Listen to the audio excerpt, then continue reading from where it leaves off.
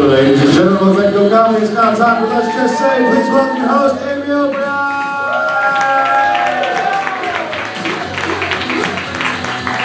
Thank you, everyone. Welcome to Let's Just Say, Go Comedy's monthly storytelling night. How's everyone feeling tonight?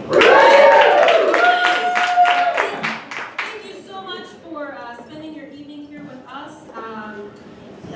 Al Seven's playing because the theme of this show is rebellion, so we're going to be telling you some true life stories, all based on the theme rebellion. So the format of the show, who here has seen a storytelling night before? Cool, so like half of you. So the format is going to be basically the storytellers to my right will be coming up one at a time. They're all going to tell you a story. It can be about anything. It's just because we're at Go Comedy does not mean it has to be a funny story. It can be a very serious story, or a heartfelt story, or a story that has many different feelings in it.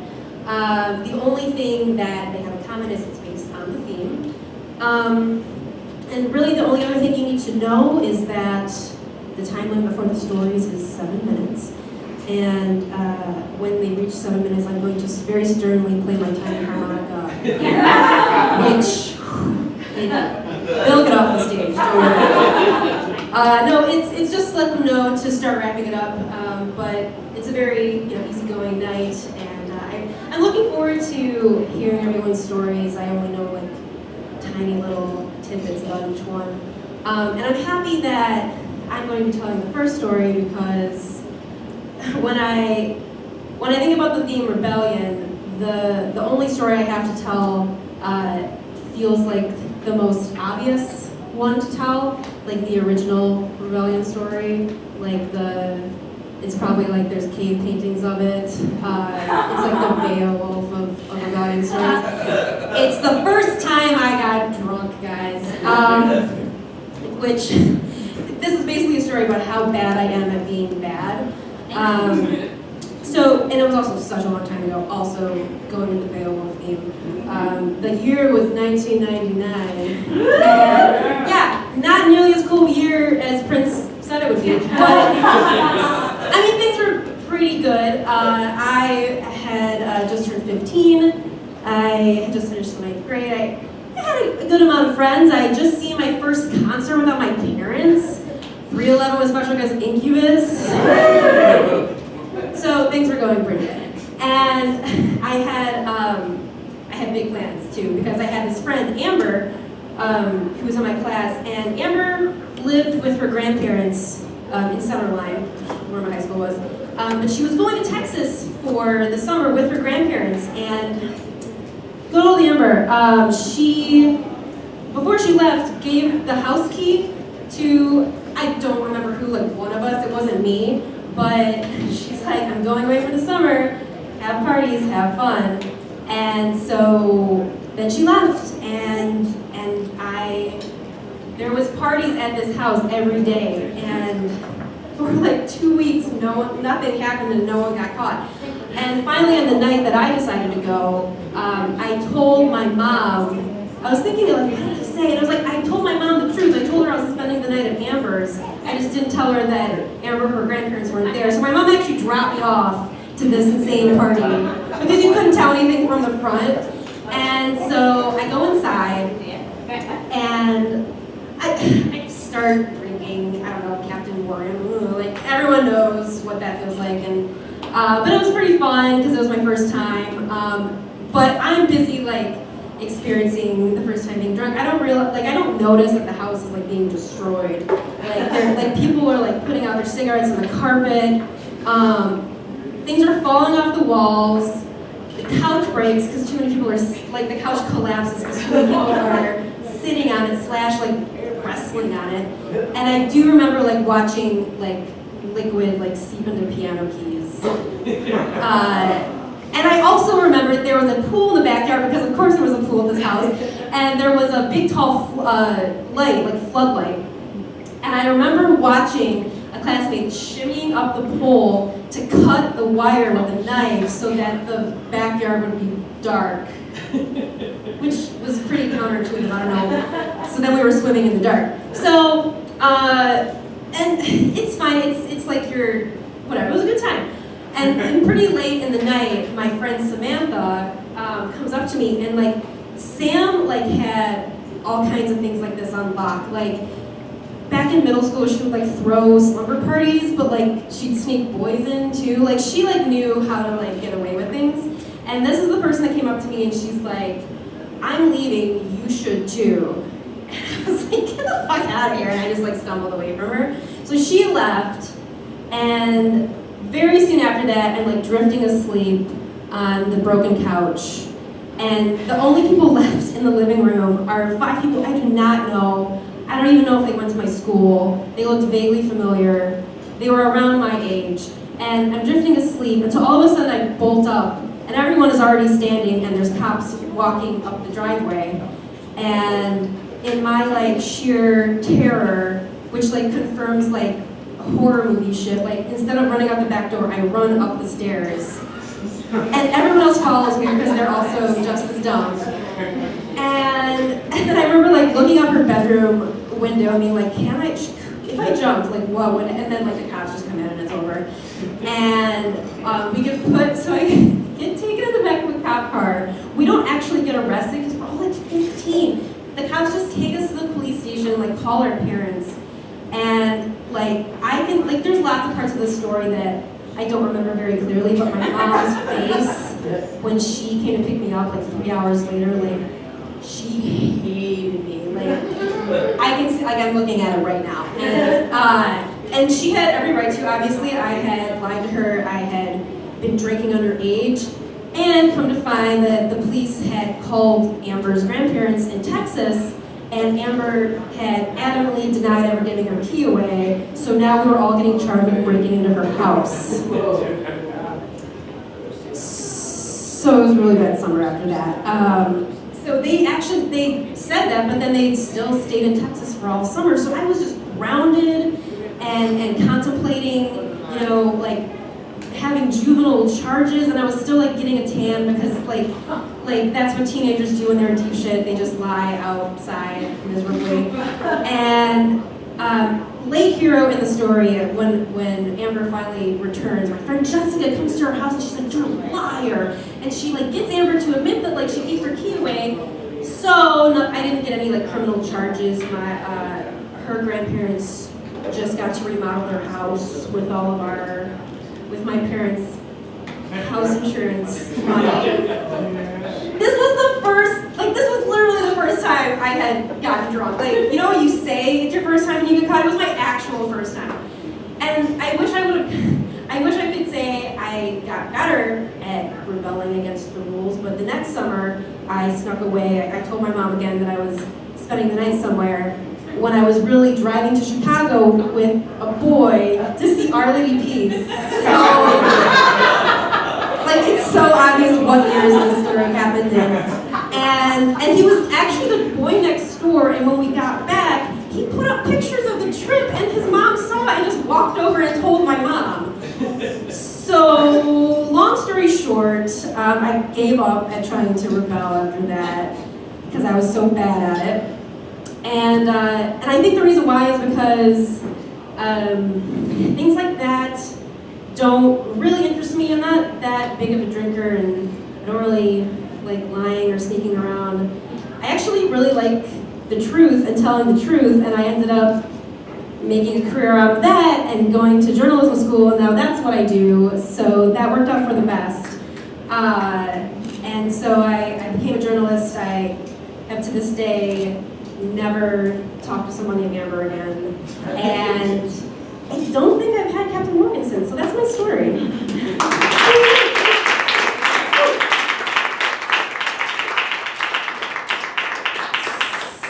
So that was pretty tame. Well, let's hear some other stories. Our first storyteller is, she's a member of the Planet Ant Farm team. She is the co-director of volunteers at the recent inaugural Detroit Women in Comedy Festival, which was a huge success. Please welcome Sarah Wilder.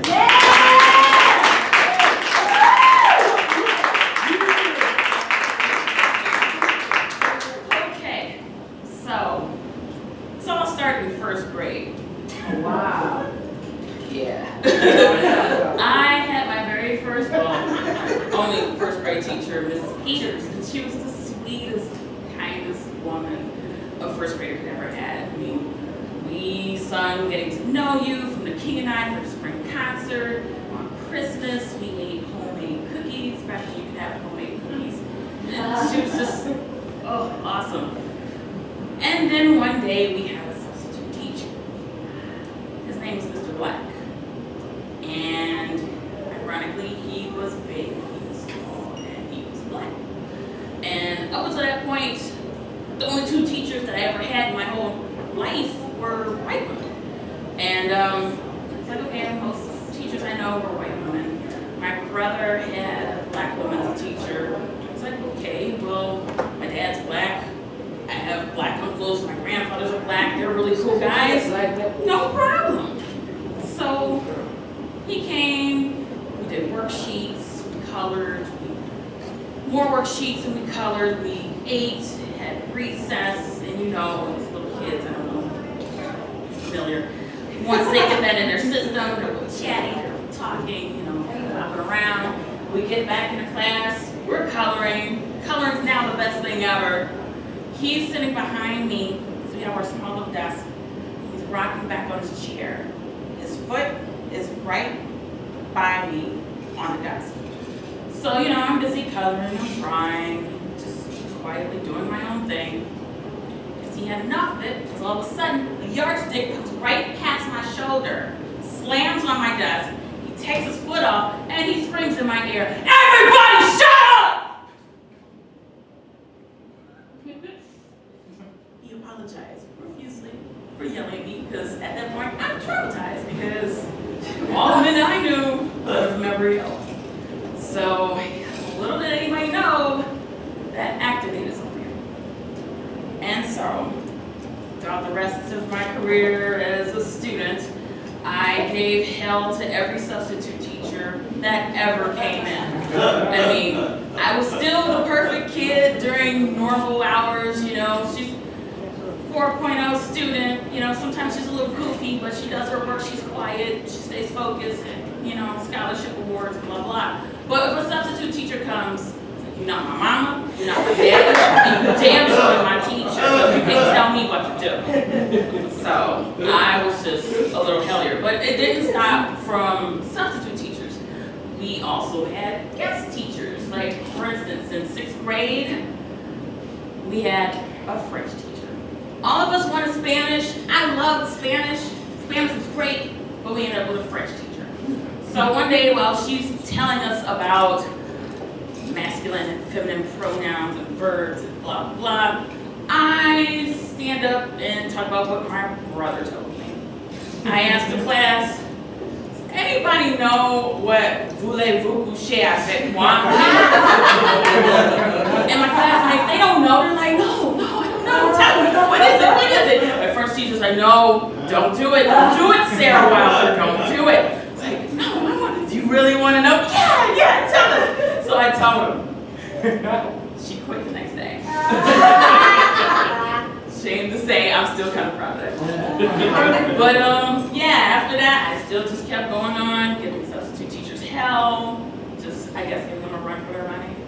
And then, sweet as pie, when I came back, never got any repercussions, never got any lectures, nothing. And then I graduated from Wayne State University, bachelor's in English with creative writing, master's in theater. Originally wanted to be a doctor, but that's a whole nother story. So I had a passion of wanting to work with children in theater and everything. And one thing led to another, it didn't quite pan out as I dreamed money-wise. So somebody said, why don't you become a substitute teacher? Like, you know what, I'm just gonna work here at this Jimmy John's. Make some sandwiches. I put off for the longest being a substitute teacher.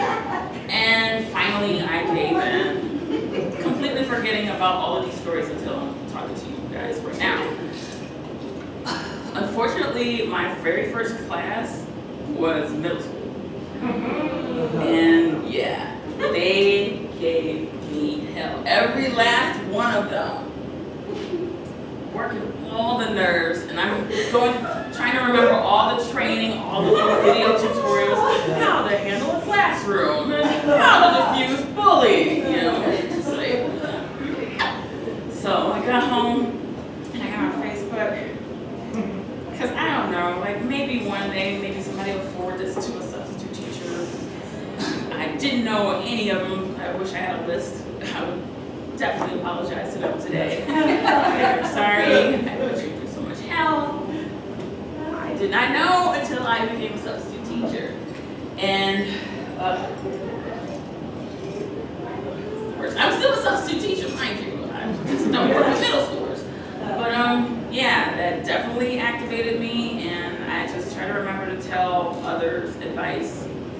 Don't yell in a student's ear because you don't know what you're going to activate them later on. Thank you very much.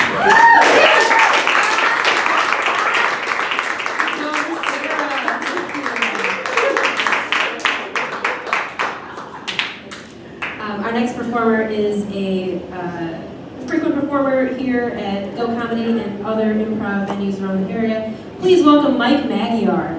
I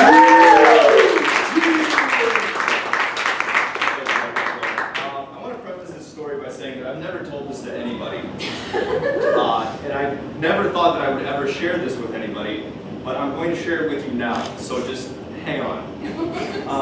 I had a really tight curfew growing up and all throughout high school. My curfew was 10 p.m. regardless if it was Tuesday or Friday, or Saturday for that matter.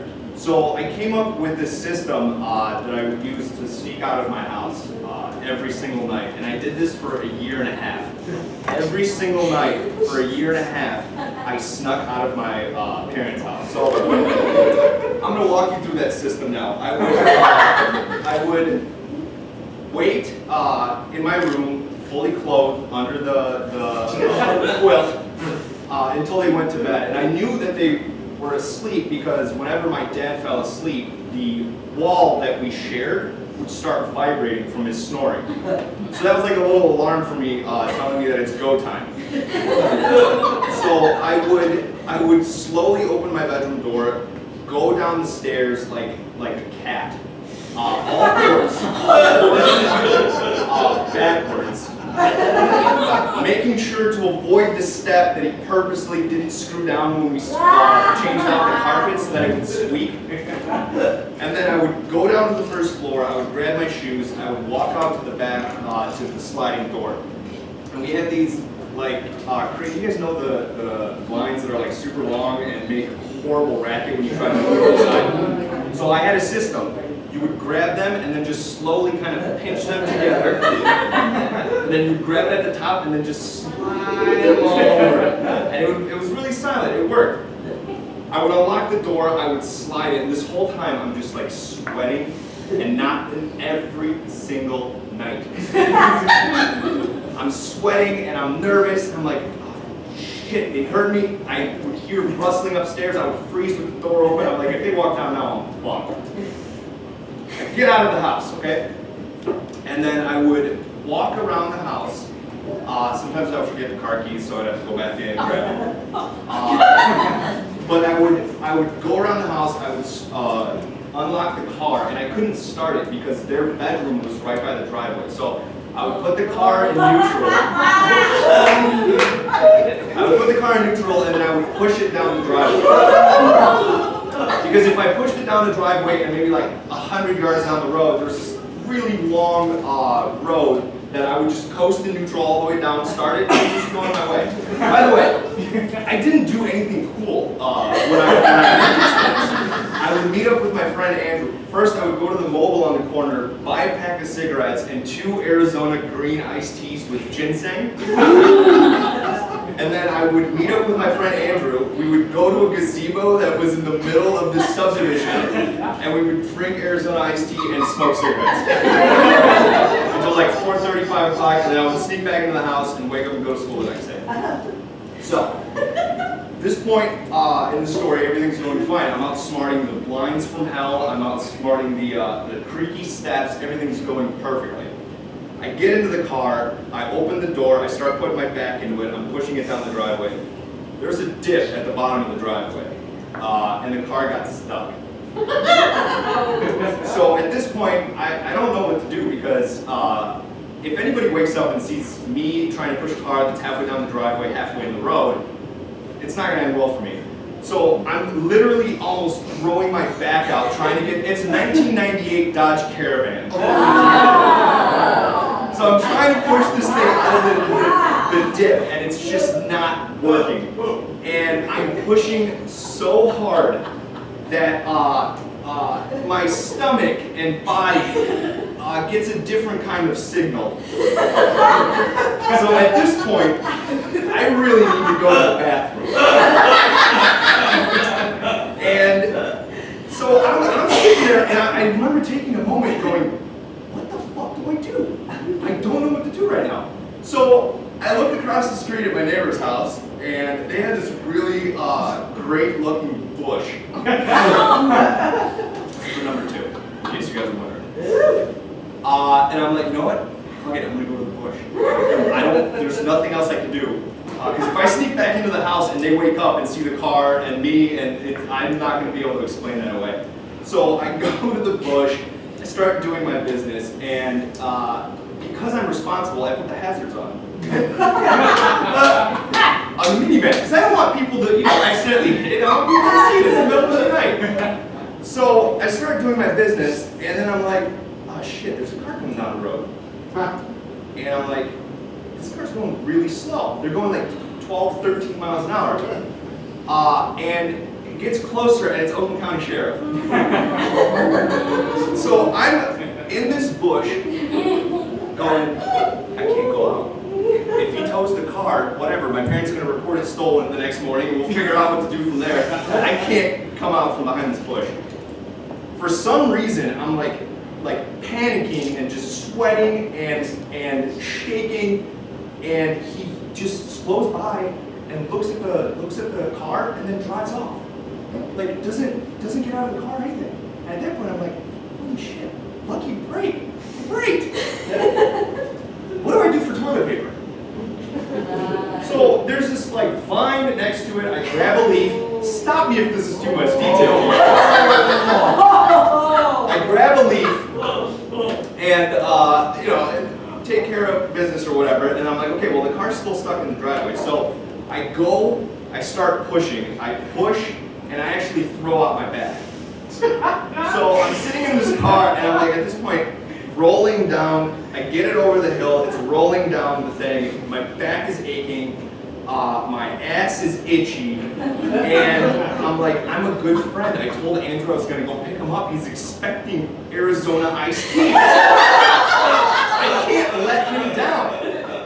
So I go to the mobile, I get the Arizonas, I get the pack of smokes, we go to the gazebo, we do our thing, I come back home, and I park the car, I sneak back into the house, and I go to sleep. I wake up the next morning, I use poison ivy.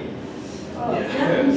I think everybody saw that coming. And then I wake up the next morning, my butthole is, it's red. And then did not remember to lock the sliding door on the way back into the house. First thing my dad asked me when I wake up and go downstairs, he goes, so where'd you go last night? And I was just like, I went for a drive. And then he punched me in the face, and then he goes, okay, if you ever do that again, you're never ever driving that van for as long as you live in this house. So of course I did it for the next year or so. That's my story, you guys.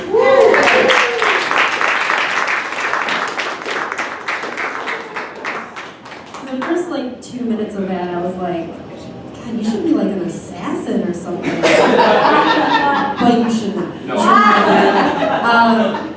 I feel like I should take bets at the beginning of every show, like how many stories it's gonna take before like poop becomes involved. Or like if there's gonna be multiple stories, we shall see. Anyways, so our next storyteller is Chief Operations Officer at Equality Michigan, LGBTQ Chair at Metro Detroit Political Action Network, and a raging karaoke queen. Please welcome Brianna D. Kingsley.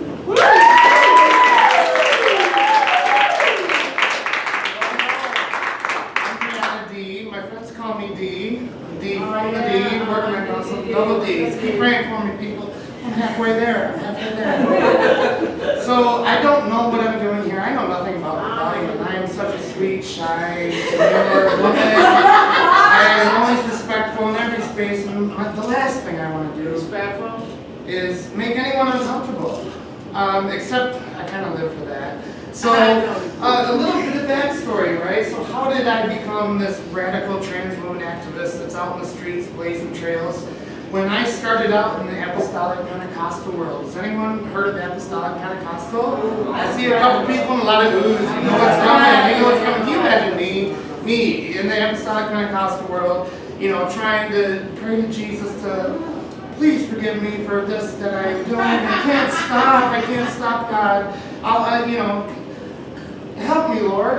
That didn't work out. But I've come to know a better God these days. But that's another story. We're talking about rebellion. So what did I do? My act of rebellion as a very sheltered Pentecostal little boy was to hotwire our VCR and watch Price is Right. Because we weren't allowed to watch no TV for us. No. That's the Satan. That's the Satan's too. We can't have that exposure in secular society. It'll thwart us. Oh God. Oh shit. I'm living proof. Who would have thought Price is Right? Okay. So I went from that, you know, very daring expedition, you know, wait till mom and dad are not home. Oh, I'm sorry, I can't go to church today, I'm sick. I'm sorry. Well, no, that would have been a different day. It must have been the day I skipped school, because Price is Right isn't on Sunday. So I skipped school, I'm sick, you know. And I hotwire, I get a coat hanger, and I'm apparently, like, I'm related to MacGyver. I didn't know this, but I can come up with some pretty crazy shit. Here I am watching Price is Right, and it didn't take too long for mom to catch me. And her and I kept a secret for quite a while. She enjoyed Price is Right too.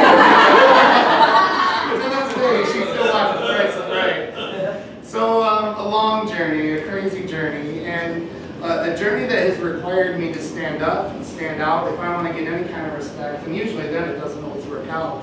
But I have some sort of deep fire in me that I can't explain, because I lived a life of oppression from the day I was born. My earliest memories, I knew I was different than the other boys. I didn't know how to explain it, but I knew whenever the society came across and said girls over here, boys over here, I was in the wrong group. And so my rebellion was stifled because I was too scared to tell anybody that this is who I really am for the longest time, because if I did, bye-bye, there's the door. And, you know, mom confirmed this years later that dad, sure enough, would have kicked me out. I had come out and said, this is me, this is who I am, this is what I'm doing. And so when I was 18, I left home, broke free of the cult, and hated God for a long time. And I had to go along this crazy journey where, you know, if you ever heard the cheesy cliche statements, you know, you don't have to see the top of the stairs to take the first step. That first step was the biggest for me, right? So I had this culture shock. I was Sunday morning, Sunday night, Tuesday prayer meeting, Wednesday Bible study, Friday youth service. We were lucky. Oh my God, can we go somewhere out of town for a church event? I had no life except for the church. So when I left that environment, it was a very rebellious thing for me to say, no, you guys got it wrong, and I ain't playing along no more. And so here I am going through life, and I've got my ups and downs, I've got my confusion, I've got my shame, I've got my guilt, all the stigma that's associated with anything that's other than cis heteronormative. And eventually I get to the point where I start reaching out. You know, there's safe places like Affirmations here in Ferndale. It was the first place I went when I needed to find people who were like me. And I found a lot of people that were like me. And we were all reading the same book, but we're on a different page. And what I've come to realize in my own journey, now that I've kind of done the self-work that I needed to, don't get me wrong, I've got a lot to do. This week's been hell. If anyone's on my Facebook, you know all about it. I done stirred the pot up, let me tell you. I done stirred the pot up. But, so I'm a work in process, but I own that shit. I own my imperfection. And so now I rebel on a regular basis. My work, my career has allowed me to stand up to the Michigan Civil Rights Commission and say, hey, no, you got to interpret current law. We can't have this discrimination against gender identity, sexual orientation in Michigan. Not in our state, no. And we've had some progress. We've had some great progress, and there's more work to be done. And so check out Equality Michigan. I'm going to give a little plug. We're doing big things, and when it comes down to rebellion, rebellion is just such a small step. It's from going here to here. It's in that small moment of defiance when you can really make a difference. And you don't have to be one to stand with one. That's the biggest thing I've learned in my career of activism in the last year or so is when I've really ramped it up. I don't have to share your story. It's actually better that I don't, because if I listen to you and I say, hey, come here, do you hear what they're saying? Are we going to put up with this? You need to stand with someone who's different than you, and you need to find what you have in common and celebrate what makes you different. Rebel and resist. Thank you.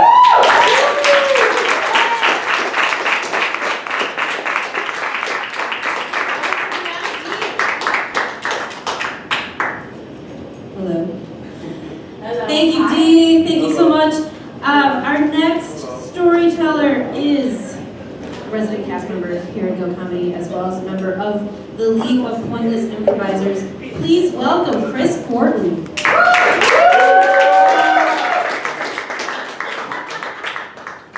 Hi, everyone. I have never been much of a rebeller. I was always a very much by the book, follow the rules type of person. When I was in middle school, I literally won the Golden Apple Award. I was in the newspaper for that. That's how big Grand Lake is. I was so by the book. One time in high school, I saw weed at a party and asked someone to drive me home. No one was smoking it. No one had offered it to me. And I asked someone to drive me home. So yeah, I have always been someone that follows rules. So the greatest rebellion in my life is not something that I've done, it's something that kind of rebels against me. My whole thing growing up and a lot of now is just being very smart. That's always how I was described as a kid. That was my skill. So I was in special classes and gifted programs, and I went to space camp, which does not prove I'm smart, just a nerd. But I did do that. So I was the varsity, the captain of the varsity quiz bowl team. I graduated top of my class. I went to a top 10 school, all that. My brain and I were absolute best friends. I was always considered bright and confident and goal-oriented and just taking on a million projects all the time. Which, that doesn't mean that my brain and I always got along super well. I've dealt with depression since I was young. And a lot of the time that doesn't really feel like it's my brain's fault. It just feels like a thing that happens. And it's not really because of anything. It's just your brain gets a little stingy with the serotonin. And it releases it and then it reuptakes it very quickly. And it's just a thing, and it makes it harder to be happy. It's just, that's just what it is. That's just how that works on a chemical level. So for me, depression was always something, it was kind of like dealing with bad weather. That like a dark cloud would just kind of roll in, and sometimes it would last a week, or a couple months, or a year, and you just kind of dealt with it. It was just something that was there, you battened down the hatches, you gave up obligations, you crawled into a bed and didn't do anything, and it was just there. Then eventually it goes away. That's what happens. It's temporary. It's this thing that I always felt was happening to me, not something that was part of me. So last year was a particularly bad year. And working with a different psychiatrist, he actually had a different theory. And I started treatment for bipolar II disorder instead of depression, which was very different. If anyone here hasn't Googled the DSM-4 for the bipolar II definition, it's bipolar I's little brother with hypomania instead of mania. But hypomania is weird because it can present a lot of different ways. Like mania is very recognizable. We've all called someone manic or a maniac. We all have this very specific image of what that looks like. So hypomania is, it's energetic when it's active, but it also commonly presents as being very confident and goal-oriented and driven by a bunch of different projects all at the same time. So guess who thought that sounded right? So it's weird to go from thinking about depression as this thing that happens to you, as this bad weather that comes in and you just deal with it, to suddenly thinking that the highs and the lows are all part of one thing, and they're both important and valid. But I don't know if that's true, or it's hard to reconcile those two things, because when you're depressed, it's absolute misery. You stop taking care of yourself, and you stop going to work, and you stop having friends. Everything about it is awful. If you don't necessarily want to die, you want to not exist, which is different. It's worse in a different way. It negates every good thing that you've ever been a part of, and you believe nothing good will ever happen to you again, nor do you deserve it. So it was very disconcerting to suddenly think of, well, depression isn't something that you just kind of go through. It's, the highs and lows are both part of something that make you who you are. So I couldn't really think of depression as bad weather anymore, because now the good things about my life maybe come from the same thing. And if I hate the lows, does that mean that I can't also appreciate the highs? Because that's who I am and that's how my brain works. But we'll find that out. I don't know anymore. I went from an antidepressant to a mood stabilizer about 6 months ago. And I feel better. I feel more like myself, but I can't tell yet if I feel like myself when I'm doing an impression of myself. That maybe this is just what I think I'm like, but maybe it is me, but maybe I won't have the highs or the lows anymore, and then I'm not me anymore. If our brains are just a bunch of chemical interactions going off all the time. Ooh. Oh, thank you, that felt good right there. If we're just a collection of things going on in our brains, then that's what it is. But this is all new, and we'll find out. So we'll see in a little while longer if I'm still best friends with my brain. Thank you.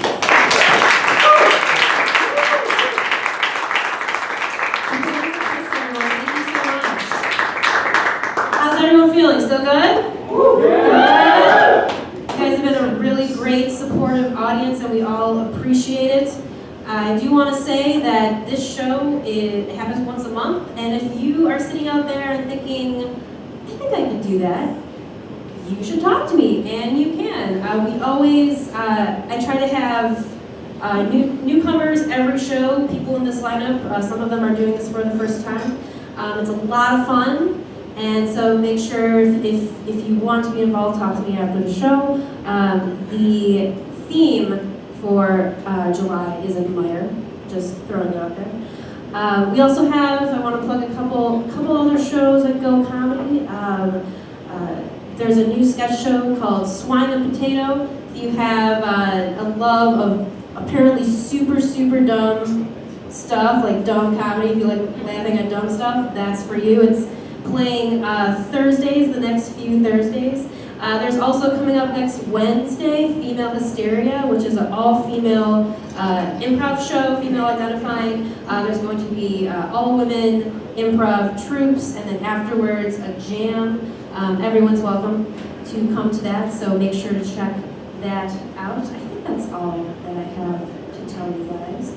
All right, let's get back to the storytellers. Our next one is an improviser storyteller, a stand-up comedian. She was recently admitted to the State Bar of Michigan. She is the loving mother of two felines, Stella and Lily. Please welcome Zhenya Gazman.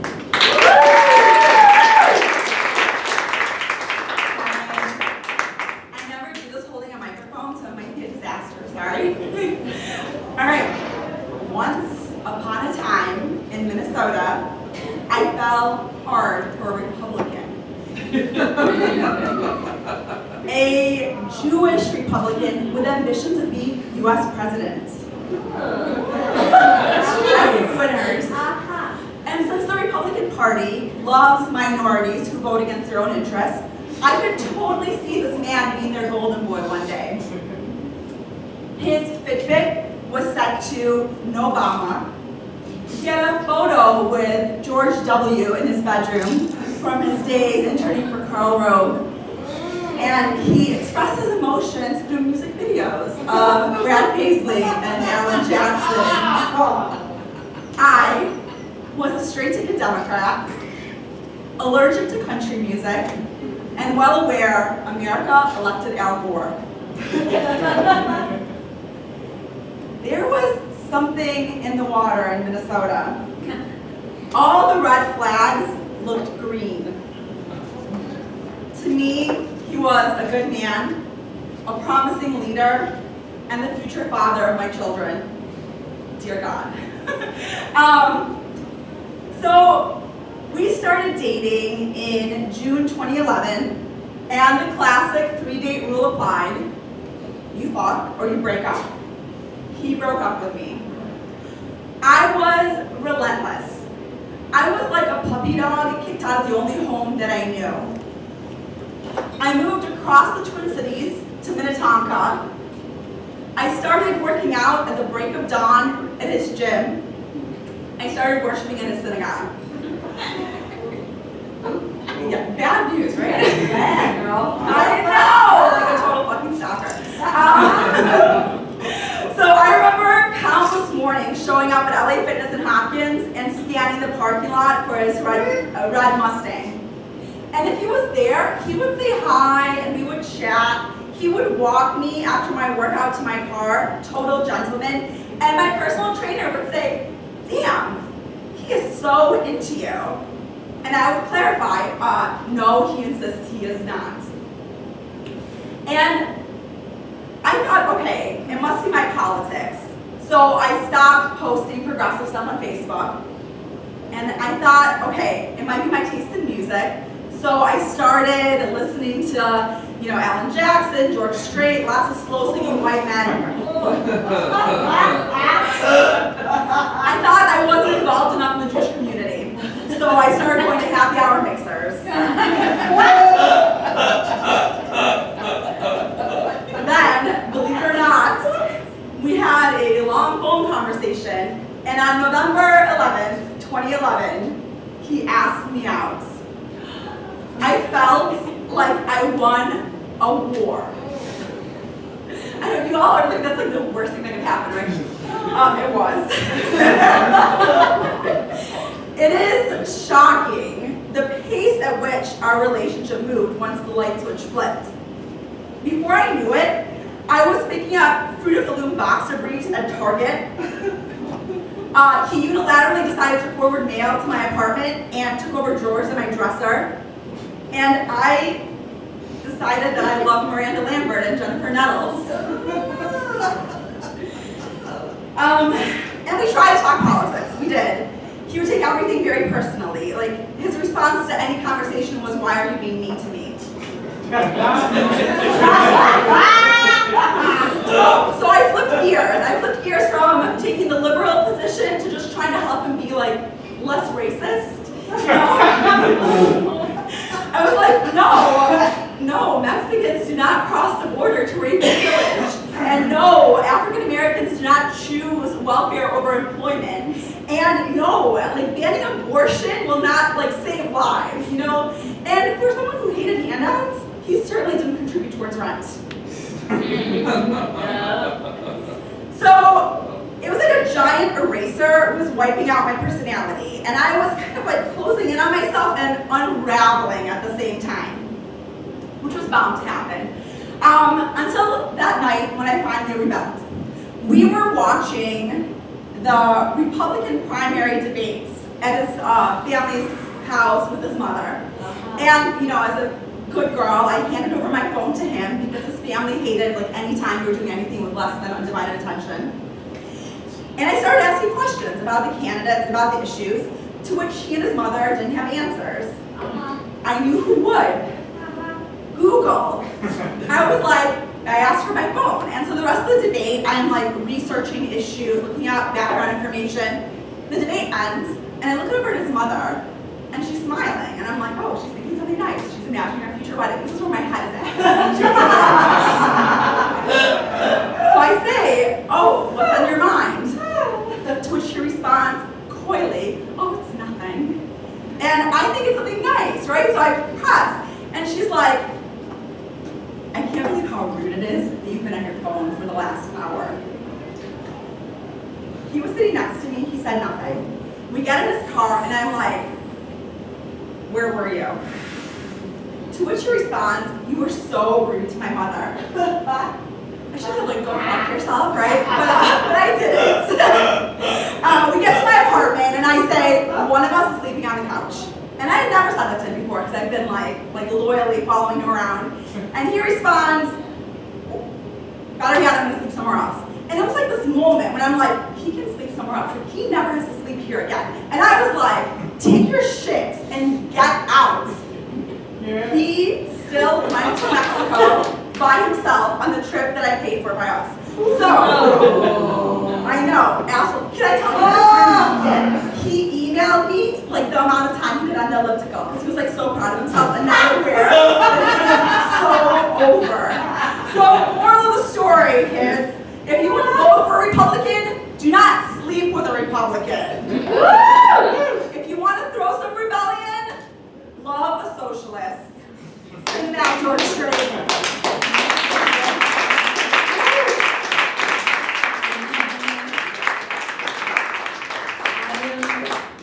So happy that's how that story ended.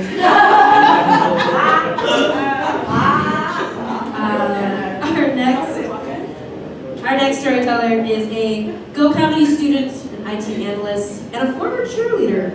Please welcome Chris Frega.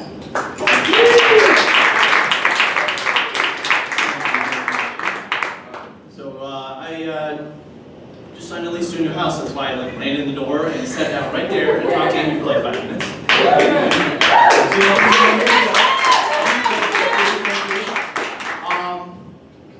So when I was talking to Amy about this, and she said, you know, the theme is rebellion, and I said, am I really rebellious?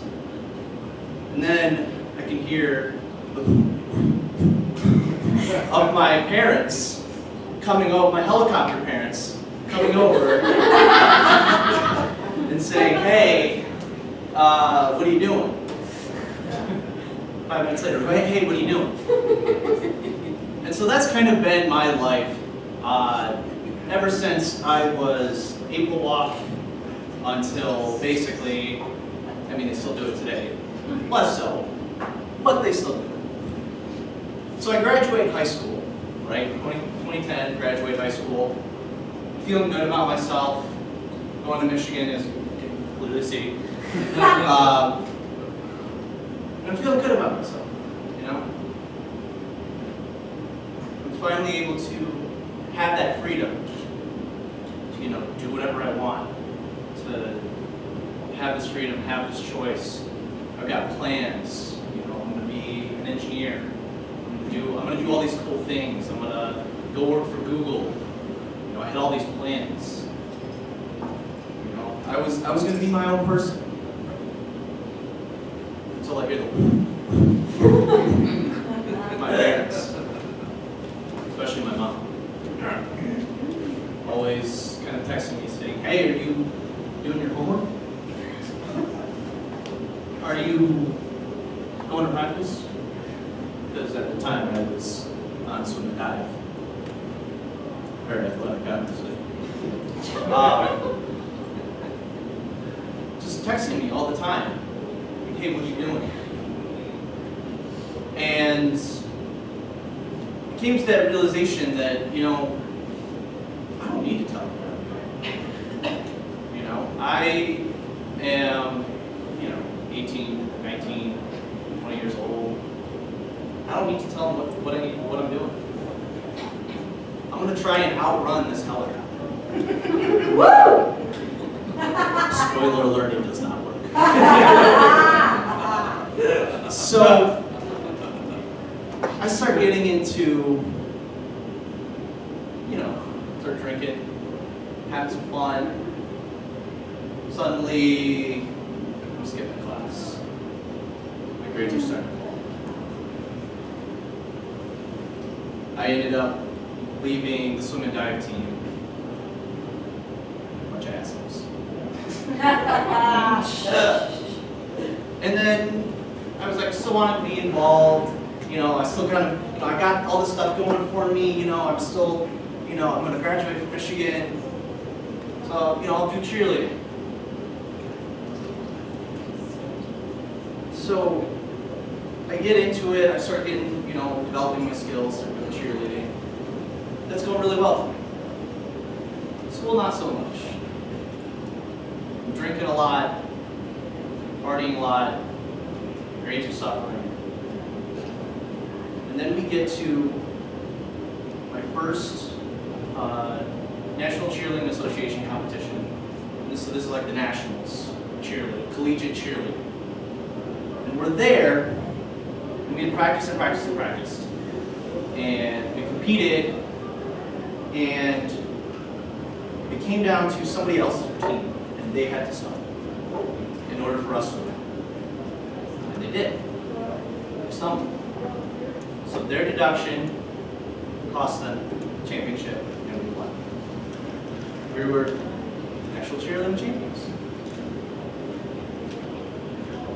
But with everything that was piling up, all of the drinking, all of the skipping class, all of the not doing anything, the sleeping in, it just built up. And it was like I was walking to the ocean, just out into the ocean.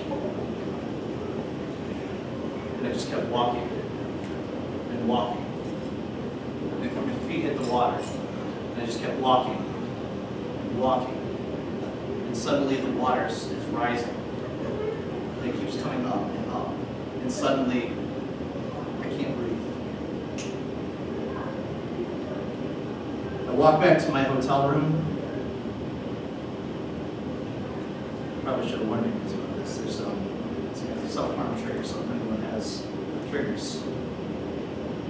I walk back to my hotel room. I'm so upset at myself for what I'm doing. I took a glass cup from the cabinet, and in everything that I was feeling, remember, I'm still like, I can look up and just see nothing. There's water at least 20 feet above me. Smash the glass into the sink. Take a shot at it, and 10 times. On my phone. After I did that, it was like I broke the surface of the water.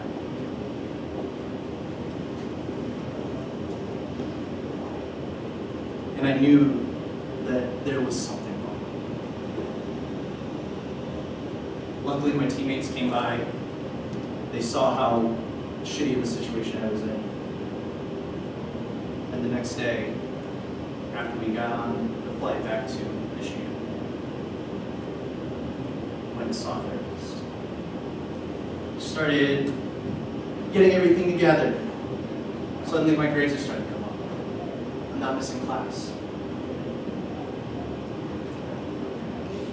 And all it took was for me to realize that, yeah, it's okay to rebel from your parents. But it's also okay to reach out to them and my friends, my teammates, my coaches, that, it's okay to reach out. Nowadays, I'm not on medication anymore. Woo! Got a stable job. Obviously, I just signed a lease for a house. Yeah! On my own. And all it took was for me to be at the bottom of the ocean and to look up and realize this is not where I want to be.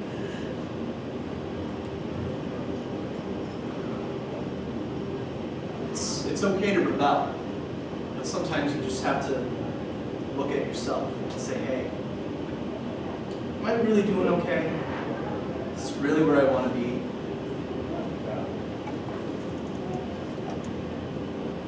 So, what I take away from rebellion is even though sometimes it's okay, sometimes it's good to fight the system, to fight against whatever's oppressing you, maybe what you really want to do is fight against yourself. Fight against this thing that's saying you're not good enough. I'll close by saying, thank you for listening to my story. Thank you for listening to me almost lose my shit up here. And don't forget to love each other. Thank you.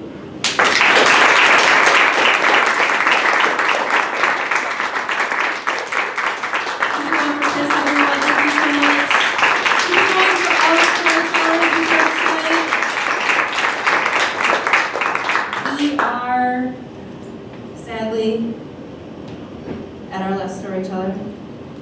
I do want to remind you again that if you would like to be involved in Let's Just Say, talk to me after the show. The next show is July 12th, another Thursday, and it's at 9 p.m. But without further ado, let's welcome our last storyteller. She is an attorney and a graduate of Go Comedy Improv and Sketch. Please welcome Cindy Brody.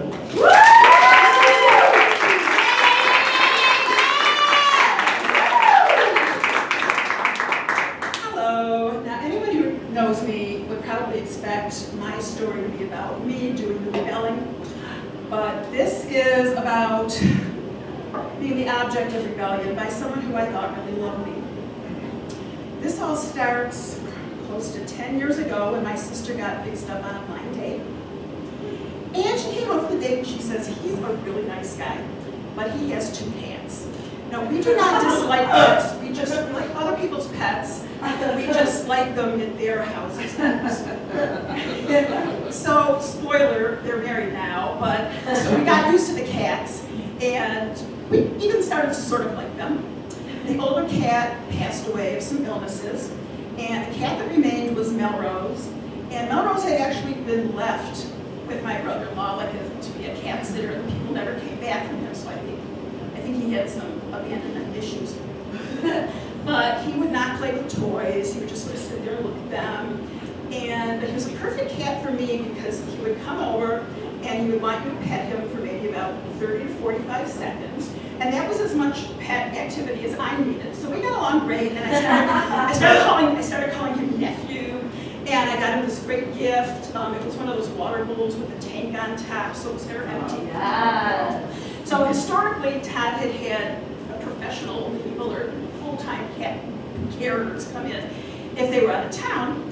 And I started, just a Sunday, if they were up in Flint seeing Todd's mom, I started dropping in on Melly and checking all the food, and he had to take a pill, and you wrapped it up in this thing, and he was wise to that. But, so they had gotten married, this is 6 years ago in the summertime, and they were coming back from up north. They were going to stop in Flint to see Todd's mom. So I said, okay, I'll run over and make sure everything's okay with Melly. So I go in, it's a hot day, and I say, hi nephew, how you doing? Got enough water? I clean everything up, I pick up. And usually what was my habit was I would sit on the couch in Todd's condo and, just kind of see if he wanted to do the petting thing. They just got married, there were a lot of boxes in the apartment, so he was basically just sitting in different boxes.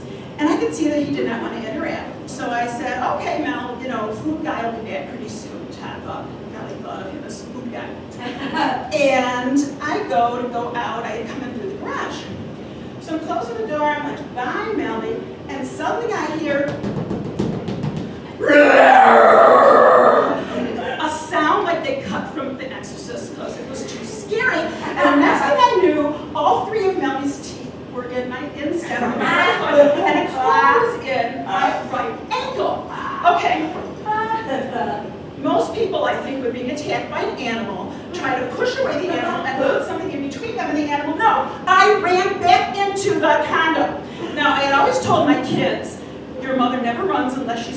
chased by a bear. So now I'm being chased by a cat who has suddenly become really disturbed.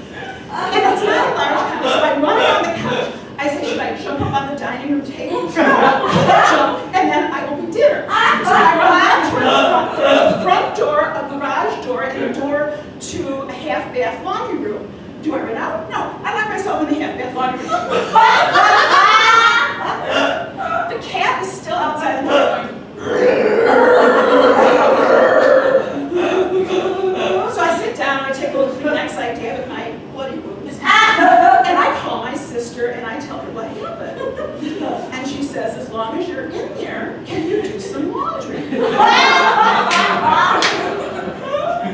She said, well, you're just going to have to go out and kick him away. I said, I don't want to hurt him. There's something wrong with him. So first I tried throwing things out of the door because I never played with toys, so he didn't chase them. And then there was some kind of spray. I don't remember you're supposed to. So I peeked out and I sort of sprayed. And then I think Todd said, well, he'll get bored and go away. I'm like, no.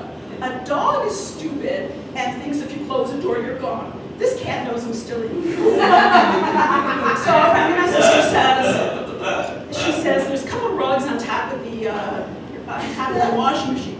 She says, take one and kind of shield yourself. And just throw a rug down on top of Melrose, just to stun him enough to get out. I had my phone still in my hand. I still do not remember. But I do this, and the cat is under the rug, and I get out into the garage where I find my flip-flops, which I had run out of. I should also mention that Todd lived about 3 minutes away from me, and I had been there about an hour, and both my kids were home, and I had said to them, I'm just running over to take care of Melly, I'll be right back. And neither of them had called me to see where the hell I was, and probably would not have unless, food or clean laundry. So I get home. It was later determined that Melly was suffering from old age. He eventually went on some heart medication that my late father had been on, and he had his own discount card at CVS Melrose. And he did, what was it, about a year and a half, maybe later, he did leave us. But until that time, I still called him nephew, but we did not have the same relationship because of the day he turned on me. Thank you for